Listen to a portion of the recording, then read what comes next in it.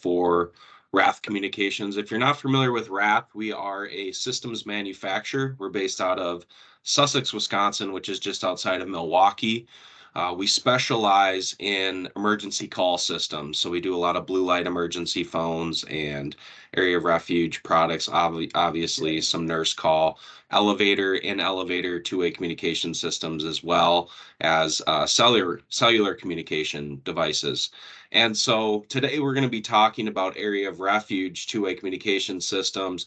And it's actually a good timing for the state of Ohio, mainly because they're planning on adopting the new NFPA and IBC. Sounds like probably Q3 or Q4 next year. So I do have some content that's kind of looking into the future for those new code requirements, but I am going to talk about current code and what they're requiring for these systems, a little bit on scope and design and that sort of content. I try to keep it as non-commercial as possible so that it's mainly educational.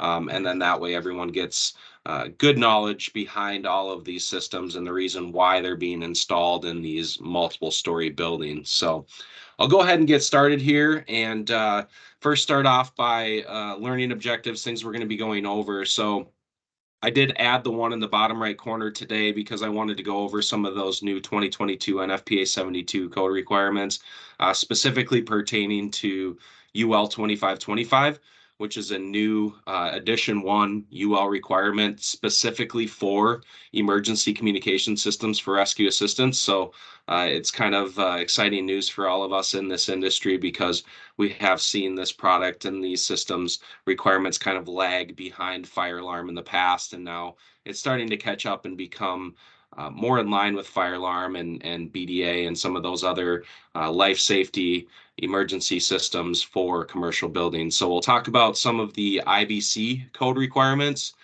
which I believe the Ohio Building Code is right out of the IBC 2018. So we'll talk about those code requirements. NFPA 72, mainly the 2016 version and 2019 version, because that's currently what Ohio's under, but I will touch on some of those newer requirements as well.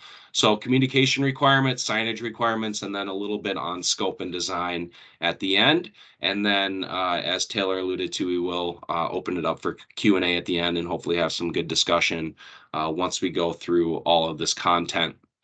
So code enforcement, kind of how things have evolved over the years. Really, all of this started in 1990 when the late George H.W. Bush signed the ADA into law. And one part of this was making sure that publicly accessible buildings be accessible to all individuals, whether they have physical limitations or not. So, for example, adding wheelchair ramps so individuals can get into that main floor of entry of a building or building to grade so wheelchairs can easily access that main floor. And then, of course, there's elevators to get individuals to floors above or below the level of exit discharge.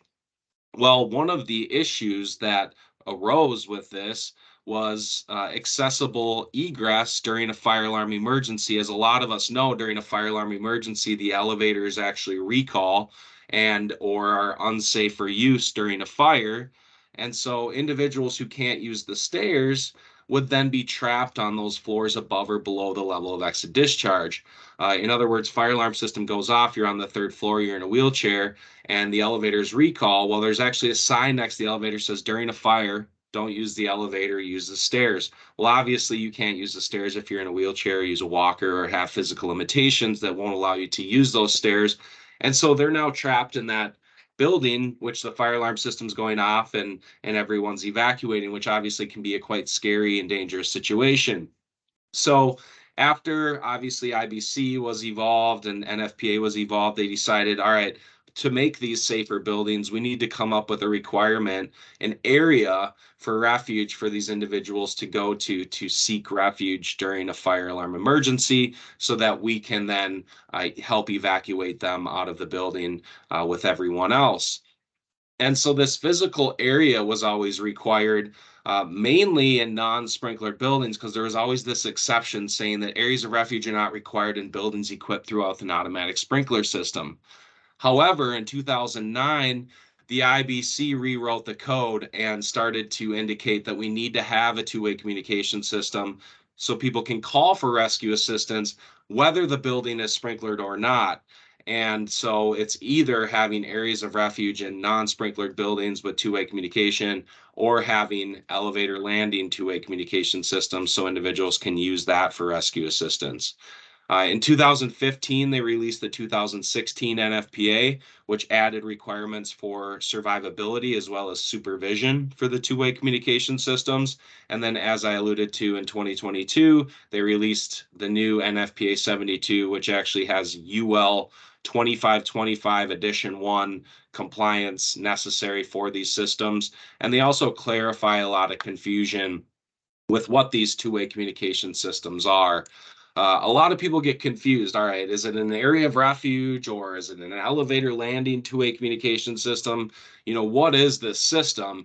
And under the 2022 version, they do a great job in their editor's notes to explain what the scope is. What are these systems exactly? And they just state that these are emergency communication systems for rescue assistance. Whether they're at areas of refuge or at elevator landings or in stairwells, they're emergency communication systems for rescue assistance, and so they must meet this criteria. And so they clarified things pretty well for us, because you can see here on the left, an area of refuge, that would actually be a physical area for refuge during a fire. So typically they require smoke separation as well as fire rating within that area. That's why a lot of times you'd see them in stairwells. But this was not required in fully sprinklered buildings. And so in 2009, when they released the new IBC, they said, well, we still need a two-way communication system.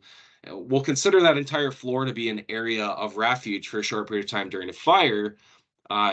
Because it's a fully sprinklered building, that floor level landing, that's fine. But we need to have a two-way communication system so people can call for rescue assistance. And where better to put that than the elevator landings on every floor above or below exit discharge? Obviously, if those individuals can evacuate the building on their own, you want them to do that as soon as possible.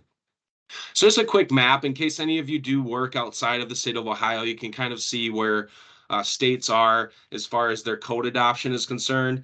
Every state's a little bit different. Every local municipality is a little bit different as well. So I always just urge to contact your AHJ for any specific questions for specific municipalities. But a lot of states do have their state building code, and a lot of times they adopt that off of the addition of the IBC. So you can see the entire country has adopted at least the 2012 IBC now, and most of the country at least the 2015 IBC. And so that kind of is where they flipped the script on these systems. In 2012, there was some confusion regarding exceptions for areas of refuge, and a lot of people would read, all right, well, areas of refuge shall be provided with a two-way communication system, but areas of refuge are not required in buildings equipped throughout with an automatic sprinkler system installed. And a lot of people were like, oh, okay, well, this is a fully sprinklered building. I don't need a two-way community, or I don't need an area of refuge, so I don't need anything. Well, that's not true, because they did add this section in 2009, which says that a two-way communication system complying with the section below shall be provided at the landing serving each elevator or bank of elevators on each accessible floor that is one or more stories above or below the level of exit discharge. The only exceptions to that is the two-way communication system is not required at the elevator landings, where the two-way communication system is provided within areas of refuge. So if there are areas of refuge in that building, they need to be equipped with a two-way communication system. And if that's the case, then you do not need two-way communication at the elevator lobbies. But typically, we're seeing two-way communication systems designated at the elevator lobbies. Makes a lot of sense. That's your general means of entry and egress out of the building if you're in a wheelchair and can't use the stairs, or a walker and can't use the stairs. So having that two-way communication system there for rescue assistance makes a lot of logical sense as well. If that floor is provided with a ramp, an ADA approved ramp, then you do not need two-way communication systems for rescue assistance. Individuals can evacuate the building on their own. They also go into stating that they're not required at the service elevators, the freight elevators, or the private residence banks of elevators. So it's just the public banks of elevators or the passenger elevator locations that require the two-way communication system. If it's a mixed bank, so you have a service elevator, but you have your passenger elevators in that same bank, you just need to have that two-way communication system at that bank of elevators, and that will suffice to meet the code.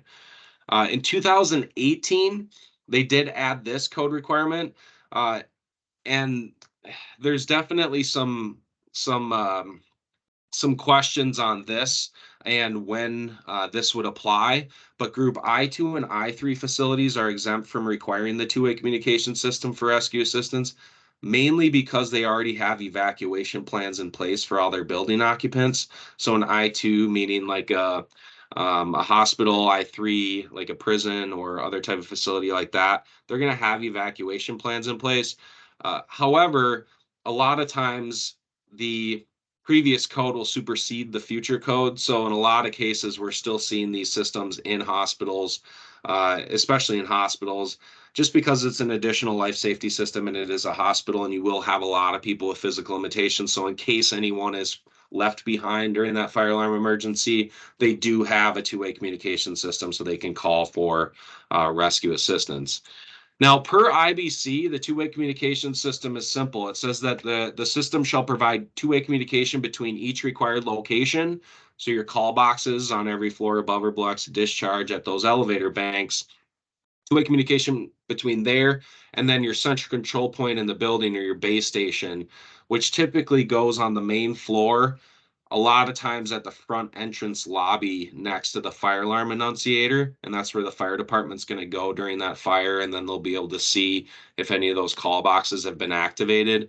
Otherwise, it does state that the location needs to be approved by the fire department. So in some high-rise applications where you have fire command rooms, they may want that base station to be at that fire command room. That's just up to, in this case, they say the fire department or the authority having jurisdiction. So where that central control point or that base station isn't at a constantly attended location, then the two-way communication system needs to have the capability to call off site with two-way voice communication. So in other words, through like a phone line or other means, so it calls first down to the base station. If no one picks up after a programmable amount of time, then it actually forwards off site, typically to a monitoring company. So like IPS can offer monitoring as a service, and that way someone will constantly be able to respond or at least answer those calls for rescue assistance, and that is a code requirement. Obviously, communication means are changing every day, and we'll go over that here at the end of the presentation as far as means of communication offsite. But a lot of times it's going to be a phone line or other, cellular or something like that for them to call offsite with both audible and visible signals. So two-way voice communication offsite. They also want to have a direction sign or instruction sign next to each call box for the elevator landing locations.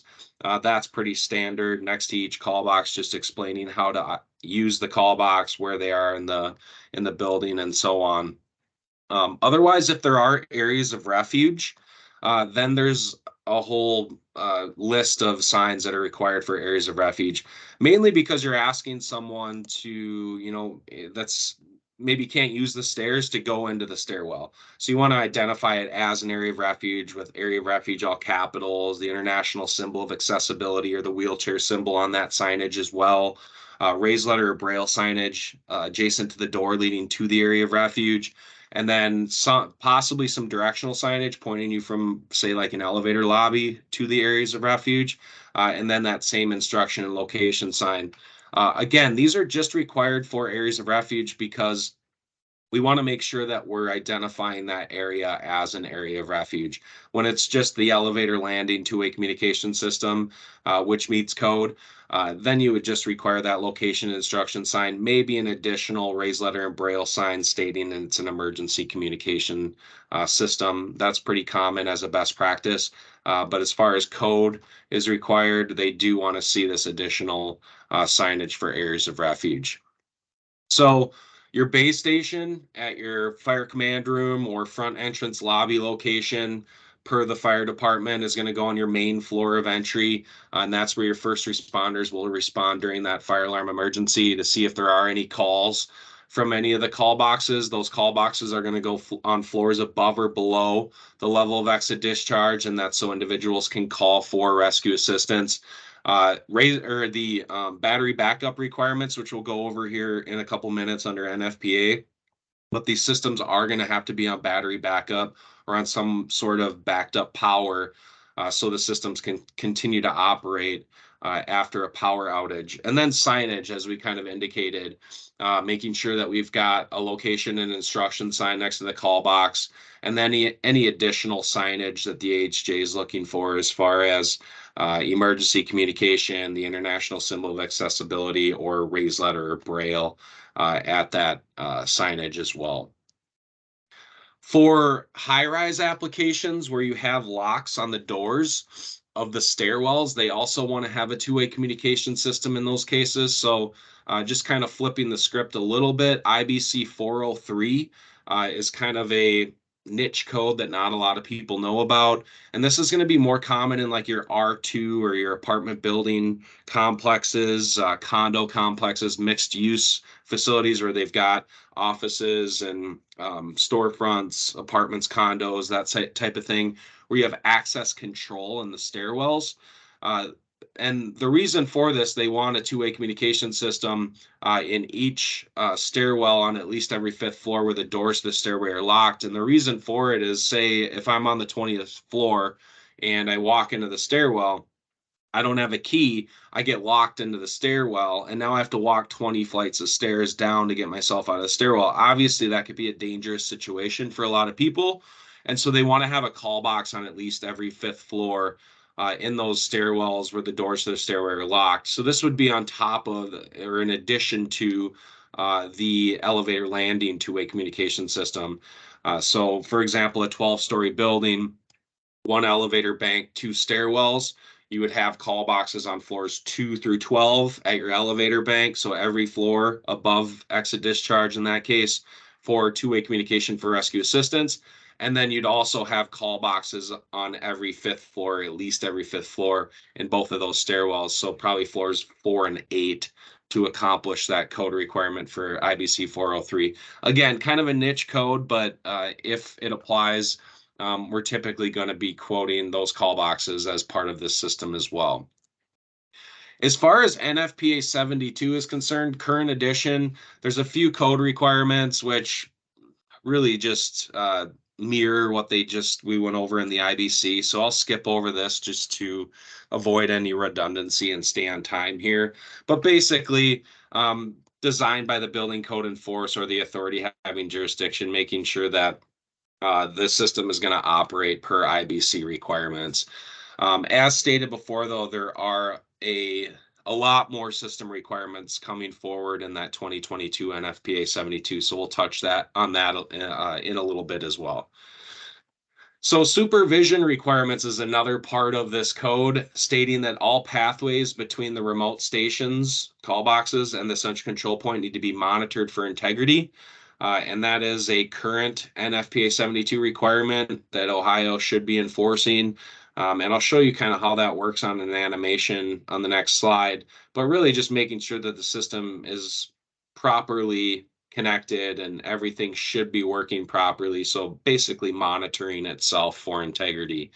Same thing with power, monitoring the power supplies for the presence of voltage for integrity. So if you unplug the UPS from the wall, you should get some sort of alert on the system, and in a lot of cases, an alert at a third-party system or the fire alarm panel.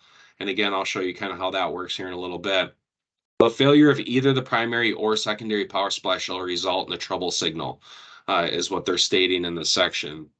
And as far as the battery backup is concerned, under 2016 and 2019, they require a minimum of 24 hours on standby for the system to operate, plus an additional 5 minutes of all alarm notification appliances activated, times a 20% safety margin to kind of make up for battery inefficiency. So how much does the system draw on standby times 24 hours? How much does it draw when activated, all alarm notifications activated, times 5 minutes? And then obviously that 20% safety margin on top of that is how you're going to come up with your battery calculations for these two-way communication systems. Now, as far as monitoring for integrity, this is just a short little kind of elementary animation showing how this works. But basically, you lose connectivity to one of the call boxes. The system's going to recognize that. It's going to trip a relay, and a lot of times it's monitored by an addressable fire alarm module on the fire alarm control panel. That's typically how these systems are monitored in the field. Obviously, we work with the fire alarm contractors in a lot of cases, so this is a very easy way to monitor the systems. Plus, they're monitored off-site, which is quite important. In the past code editions, they weren't really specific to this for monitoring for integrity. In the 2022 version, they are specific to this, stating that we need to monitor the primary and secondary power supplies for the presence of voltage, and that needs to be monitored by a third-party life safety system, basically. So they allude to stating needs to be monitored by the fire alarm control panel, or at least a security panel or something that's monitored off-site in that instance. Another kind of hot topic with these systems is survivability. So they do require that the area of refuge systems have a pathway survivability of level 2 or level 3. They weren't very clear about this in previous code editions, but they explain it a lot better in the 2022 version because they have some editor's notes. Basically, they're just stating that if it's a level 1 construction, then you need to meet a level 1 survivability with your two-way communication system. Level 2, you need to meet a level 2. Level 3, you need to meet a level 3. And so you need to make sure that you meet that survivability of the building with the two-way communication system. So if it's a level 3, 2-hour fire rated building that's fully sprinklered, then you will have to have a 2-hour fire rating. So you can have a 2-hour fire rated CI rated cable, which there are some UL listed options out there. They're pretty expensive, $3 to $6 a foot typically for 1 or 2 pair. Everything's 18 gauge as well, so that it can meet that fire test at 1850 degrees. So that's one option. Otherwise, running in a 2-hour rated pathway or protected area. So running your conduit and your cabling in concrete or up stacked IT rooms will help accomplish that 2-hour fire rating or that survivability for the system as well. Testing requirements. So they do require that these systems are tested on an annual basis. So this should be, if you're a contractor, part of your testing and inspection maintenance contract for the system. This is important to just make sure that the system's still operating properly. Also, we want to check batteries to make sure that they're still efficient enough to operate the system per code. So there are some service requirements for these systems, and it does exist in the testing and maintenance table under NFPA 72 as well. You can see there under chapter 24, it's going to be table 14.3.1. I did double check this in 2022, and it's still in there. They have not taken that out. So we're going to want to make sure that we're testing these on an annual basis, just like we would our fire alarm system. So accomplishing a 2-hour fire rating in the building without using 2-hour fire rated cable can be, in some cases, difficult. If we get creative, we can a lot of times save the customer a lot of money on 2-hour fire rated cable. So if you can run up the concrete enclosure surrounding that elevator shaft, that's a good means of 2-hour fire rating. Or if you have stacked IT rooms that are 2-hour fire rated, or stairwells are often 2-hour fire rated. So if you can run your conduit up through that stairwell, those are going to be some options to maintain survivability without the customer having to buy, $6, $7 a foot 2-hour fire rated cable. NFPA 72, the life safety code, also has a section on these two-way communication systems. They call them Area of Refuge or Area of Rescue Assistance, emergency communication systems. Again, all of that verbiage is all bucketed into emergency communication systems for rescue assistance. So whether you're calling an area of refuge or an area of rescue or a elevator landing two-way comm system, it doesn't matter. They all have the same requirements. So NFPA 101 does have a section on these systems. So if it is a life safety code project that they're stating must be NFPA 101 compliant, then these systems are required as well. This happens a lot of times in like federal government type applications where you're going to see this as your main code in force. So provide audible and visible communication between each call box and the central control point or the base station. That's your intercom system portion of it.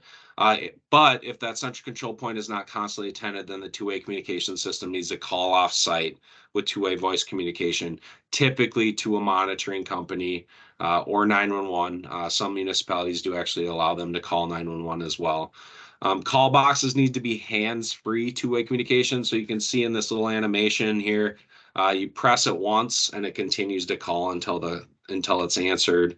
One of the often concerns that comes up with AHJ's authorities having jurisdiction, fire department especially, is having nuisance calls on the system.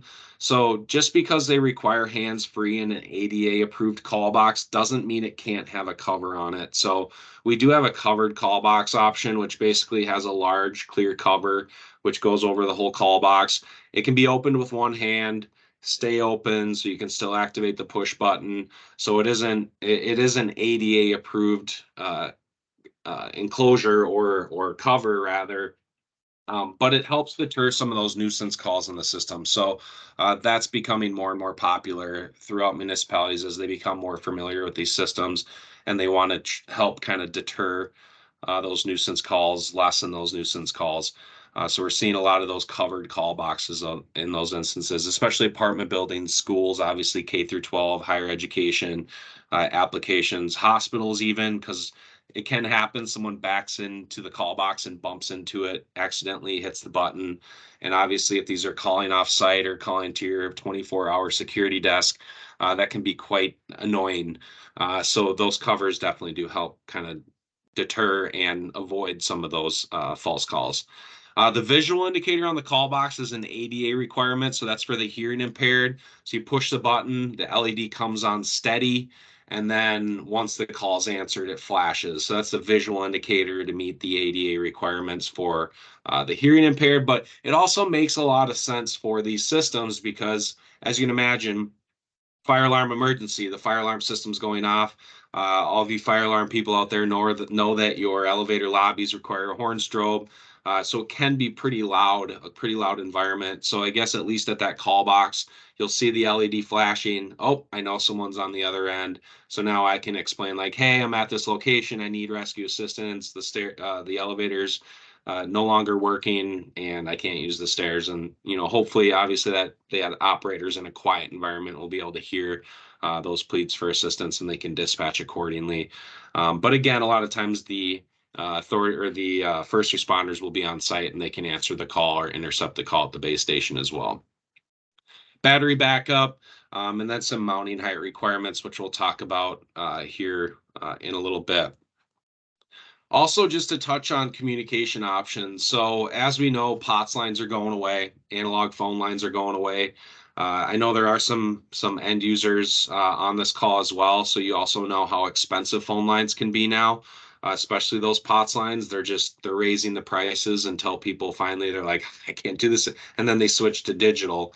That's kind of how they're pushing those out, similar to gas prices in California right now. Get everyone to electric cars. So in that case, there are other options, especially for these two-way communication systems. One of the most common options that we're seeing is cellular.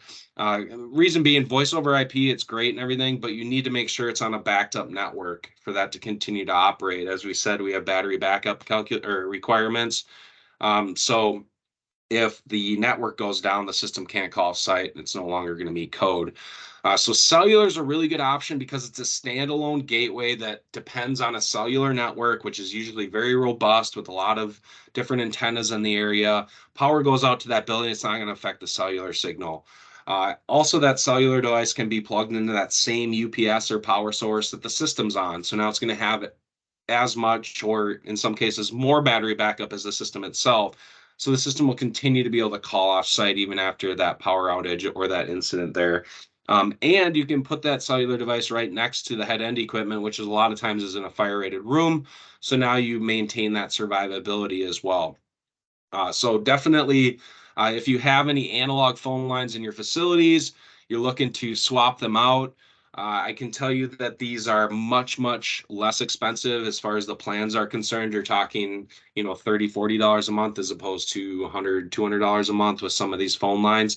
So definitely contact IPS if you have any phone lines in place that you want to be able to swap out and save some money on those with cellular, because our interface will work with a lot of the elevator equipment as well, because we do manufacture a lot of that, as well as these two-way communication systems for rescue assistance.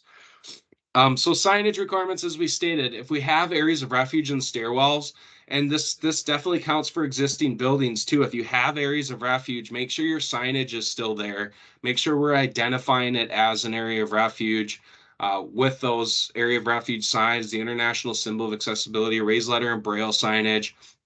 But most importantly, make sure that we have a two-way communication system in that area of refuge, that's operating properly. There's nothing worse than a stairwell that's designated as an area of refuge that has no two-way communication system. You're just asking someone to go and hide during a fire alarm emergency, which is the last thing the fire department wants. So definitely make sure there's a two-way communication system that's working properly, plus that signage identifying the location. As we stated, if it's an elevator landing two-way communication system, we don't require all of that signage because, well, really, this is the general means of entry and egress out of the building if you can't use the stairs. So if I'm on the third floor, I'm in my chair, I wheel to the elevator lobby because the fire alarm system's going off. And then I see the sign next to the elevator. It says, during a fire, don't use the elevator, use the stairs. And oh, there you go. Look, it's not working. The elevators have recalled. Well, there's the two-way communication system. Uh, the call box is right there present in that elevator lobby. We have a location and instruction sign next to the call box. So we know where we are. We know how to use the call box. And at that place, at that time, we can place a call for rescue assistance. So you can see why we don't necessarily require all of that signage for elevator lobby locations versus your stairwell or your designated enclosed areas of refuge. One thing to keep in mind when installing signage and the equipment is some of those ADA requirements for height, right? So the reason why none of the signs can go above 80 inches from the floor is because the character height, per the ICC requirements for character height, to go above 80 inches, it has to be a 5-inch character height. At least, which would be a big sign stating area of refuge. So we just say keep those below 80 inches from the floor, and then that way it'll meet the code there. Any raised letter or braille needs to go from 48 to 60 inches above the floor. We typically recommend the base station when mounted to the wall to be 60 inches to center. But really, contractors, the most important one here, contractors, is the push button. So the maximum height for that push button is 48 inches per ADA. And that's the maximum height for a person to reach in a wheelchair. And so make sure those call boxes are mounted like 48 inches to the center, and that'll guarantee that that push button is going to be below 48 inches, and you will not be having to move stuff around after the fact. There's nothing worse than having call boxes where the push button is at 49 inches, and now you're having to move back boxes, conduit, everything after the fact. It costs a lot of money and takes a lot of time, and obviously a lot of frustration there as well. So if you're doing parts and smarts, make sure electricals know 48 inches to the center of the back box when they're roughing these in. As far as the designated space, a lot of this has to do with the real estate and areas of refuge, because a lot of times those are limited. There's limited real estate within those areas of refuge. So that's definitely something we want to keep in mind, is making sure that we have at least a 48 by 30 wheelchair space or 30 by 48 wheelchair space for that wheelchair to be able to park and have their own space and stay out of the means of egress for other building occupants. So again, this is very important in stairwells and areas of refuge, specifically in stairwells, but also in elevator lobbies. And I'll kind of point that out here in a little bit. Travel distance, that's why they state that you need to have two-way communication at every bank of elevators on every floor above or below exit discharge. So if you have two passenger banks of elevators, that means that it's a pretty wide spread out building, and you have those designated so that your travel distance isn't exceeding 200 feet. So making sure we have call boxes at each one of those elevator banks on every floor above or below exit discharge, or in this case, at every area of refuge or every stairwell on every floor above or below exit discharge. But again, if you're going to designate areas of refuge within stairwells, you need to make sure it's large enough stairwell to encompass a space for a wheelchair or two, and then also means of egress for the other building occupants and for evacuation assistance.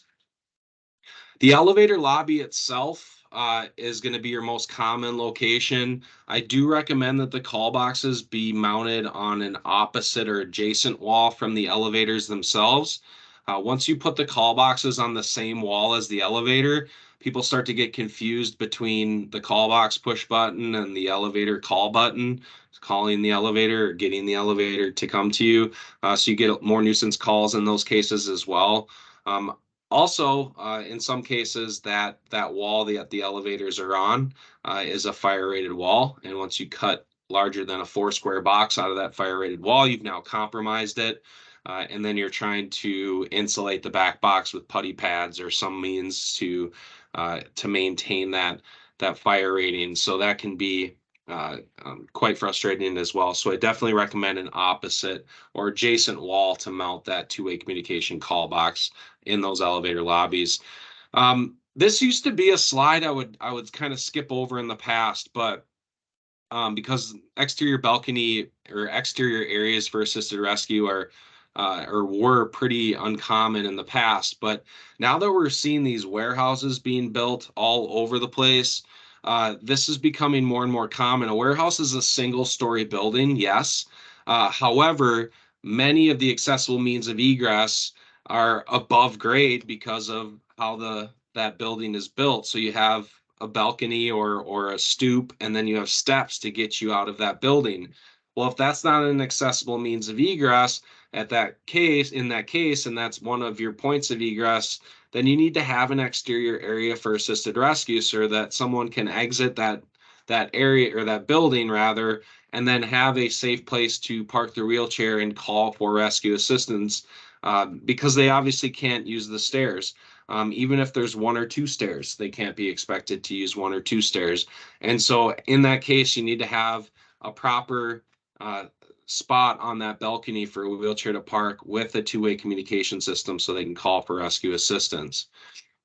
Stairwell locations, as I stated before, are your most common areas of refuge, but just making sure it's an enlarged stairwell landing so that you can have that wheelchair space plus means of egress for other building occupants.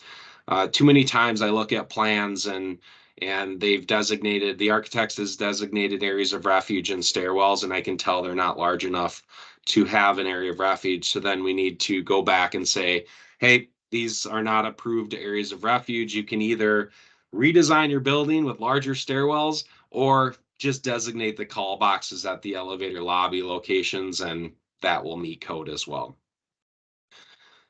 So kind of jumping into the future here, Q3, Q4 next year, when Ohio decides they want to adopt the new NFPA. The NFPA states that systems used for area of refuge emergency communication systems, stairway communication systems, elevator landing communication systems, and occupant evacuation elevator lobby communication systems shall be listed in accordance with the applicable standards such as UL 2525. So they're basically stating that all of these systems will now have to be in accordance with UL 2525 moving forward once that NFPA 72/2022 version is adopted. This is the first edition of UL 2525, but there's multiple system requirements. So time to alert a trouble signal can't exceed 200 seconds is one of the requirements for UL 2525. Different tones for emergency and supervisory trouble signals is required for the systems. A supervisory signal that has been deactivated automatically reactivates after 24 hours. So if you silence it, it has to reactivate if there's still a trouble signal in the system. And then supervision of the power is also necessary. So some of those requirements that we talked about earlier are actually under now this UL 2525 standard, as well as NFPA 72. They need to also be able to simultaneously broadcast a one-way voice message to all activated remote call stations. So there's an ability to actually record a voice message and then shoot it out to all the call boxes. For example, um, we see that you're waiting for rescue assistance. This is, Captain Clark from the fire department. We're here to, help you out of the building. Please wait for rescue assistance. And then they can send that alert to all the call boxes. ID calling location, so the offsite monitoring location. So when monitoring picks up, hello, this is central monitoring, there's going to be a recorded message or a voice location message that's going to play. In other words, you are receiving a call from 888 Central Avenue, third floor, east elevator lobby for two-way communication. Press any key. They can press a key on their touch tone, and it opens up two-way voice communication at that point. But the reason for it is so now the monitoring company knows the exact location that call box is sending a signal, which is also required by that new UL standard. ID call box location on the floor, also at the master control station. So on that LCD display, you're going to see the location of the call box as well, which is how it's programmed. You're going to program that call box in the system as 16th floor east elevator lobby, and that's going to pop up when that call box is calling into the base station. And then, of course, that's going to be part of that location message to the offsite monitoring party. At the call box itself, they've also started to require a certain size push button. So some of our older call boxes has a smaller silver push button. Now they want us to have a larger, brighter red push button. So we call it our mushroom button, which is required to be at least 1 inch in diameter. So that's now a requirement for the UL 2525 standards. Speaker volume, they now want 70 dBs at least at 1 meter at the call box. So they want to make sure there's plenty of volume coming out of that call box. The visual indicator, letting you know that the power is on. So that's a new one. We talked earlier about the visual indicator for communication, come on steady when calling, blinking when it's received. But this other power LED is actually going to be on green if the system status is good and the call box is powered up. It's going to be red if the system is powered up and the call box is not properly connected. And it's not going to be on at all if the call box is not powered up. So that's a good visual indicator to just see, oh, that call box is good, green, good, green. And if all of a sudden you see that it's not on for whatever reason, or as a contractor just doing a quick visual inspection, it works well for that as well. Visual and audible indication when the call box was activated, and then persists until the master control station is answered. So at the call box, you're going to continue to hear an audible signal. You're going to see that visual indicator that the call box is calling. So both audibly and visually, you can see that the call box is calling. And then obviously once it's answered, you'll know that it's been answered visually by the flashing LED and then audibly by the operator speaking on the other end. And this is just a few of the UL requirements that are coming forth under NFPA. Some of the other ones have to do with some of those other NFPA requirements we talked about survivability and that sort of thing. But once that's released, you'll kind of see that the systems have to be in accordance with UL 2525 if they're going to be able to meet that NFPA 72 standard. It was specifically written for these systems. And it's really just to make sure that these systems aren't just being installed as like regular intercom or, I've seen just regular standalone phones before without a base station or like, hey, we're a hotel and we've got phones at every elevator lobby, but they're all handset phones and they call down to the front desk of the hotel, which obviously isn't constantly attended. So they're trying to get rid of a lot of those kind of trunk slammer solutions for this system because it is a life safety system and it is important that the system is in place in all multiple story buildings. So making sure that we, due diligence and that this system is going to be in line with other life safety systems like the fire alarm and BDA systems going into these buildings. So a little bit on what's coming in the future in the state of Ohio. And that's pretty much it for the code content, Taylor. So if we have any questions, we can kind of open it up at this point and, hopefully answer everyone's questions. Okay. So we do have one question in the chat so far. So I just do want to remind folks you can drop your questions in the chat. Now that we've ended, if you want to hop on your mic, that I think would also be fine. But our first question is, does RATH provide the cellular device, or is that a third-party piece of equipment? Yeah, good question. So the cellular device is manufactured by RATH and it's sold and installed by IPS. In short. Gotcha. Okay. Let's see here.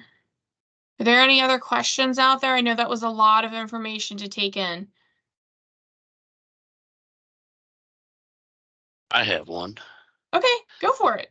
So you're talking about multiple story buildings. We're in a building that's just over a year old, 2-story building, and we don't have any of this. Yeah. So, I mean, we have the elevator communication. That's it.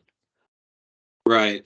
Yeah, and that's pretty common, just because of a lack of, I guess, understanding and enforcement in that specific area. Whoever was, in charge of designing it obviously wasn't aware of the codes, and so there's a lot of buildings that were missed. In fact, I always state that throughout the entire country, we're probably only at about 50% enforcement, unfortunately. And that's why big steps like NFPA just took to drive these systems and push these systems to the forefront, because they are life safety systems. Those moves are necessary, and they do them because they want to make sure that we're building safer buildings in the future. So once the building's up, you've got your CO, your certificate of occupancy, you've passed your inspections. You're pretty much free and clear at that point, and don't require the system unless you do a significant remodel or a change of use of that occupancy. So if you wanted to add it for, obviously just best practices and to have a safer building for your, individuals in your building with physical limitations, then obviously you can do that. But otherwise, if it's already been installed, it's more or less, or building's already open, it's more or less grandfathered in at that point. Gotcha. Thanks. Mm-hmm. All right, any lingering questions out there? You can drop them in the chat or hop on your mic.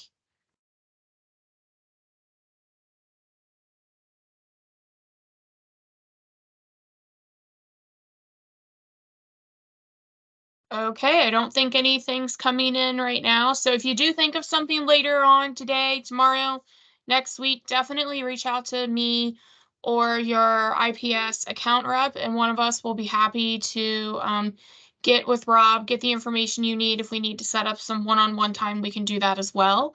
And then do be on the lookout for a follow-up email from me. I will include a link to today's recording in case you joined late or you need to go back and review, send it to a colleague, whatnot.